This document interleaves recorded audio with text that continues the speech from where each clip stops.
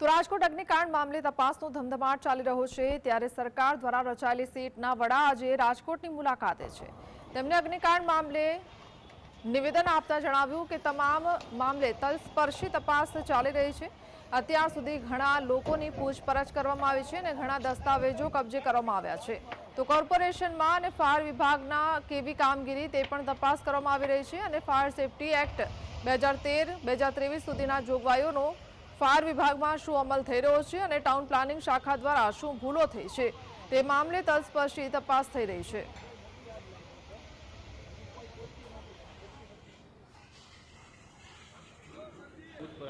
ઘણા બધા લોકોની પૂછપરછ કરવામાં આવી છે, ઘણા દસ્તાવેજો કબજે કરવામાં આવ્યા છે। અલગ અલગ કોર્પોરેશનમાં કેવા પ્રકારની કામગીરી છે, ફાયર વિભાગની કામગીરી કેવા પ્રકારની છે, ફાયર સેફટી એક્ટ 2013-2023 સુધીના જોગવાઈઓનો ફાયર ડિપાર્ટમેન્ટમાં શું અમલ થઈ રહ્યો છે, અન્ય વિભાગ શું કાર્યવાહી કરી રહી છે, જીડીસીઆર અને ગ્રુડામાં શું નિયમો છે, એમાં ક્યાં વાયોલેશન થયું છે, ભવિષ્યમાં નિયમો આપણે શું ધ્યાન રાખવાનું છે, ટાઉન પ્લાનિંગ ડિપાર્ટમેન્ટ દ્વારા શું ભૂલો થઈ છે કે પછી નિષ્કાળજી રાખવામાં આવી છે, અન્ય કોર્પોરેશનમાં પણ આ પ્રકારની ગાઈડલાઈન આપી શકાય અને ભવિષ્યમાં આવા પ્રકારની કોઈ દર્દનાક બનાવ ન બને એના માટે તલસ્પર્શી તપાસ થાય છે।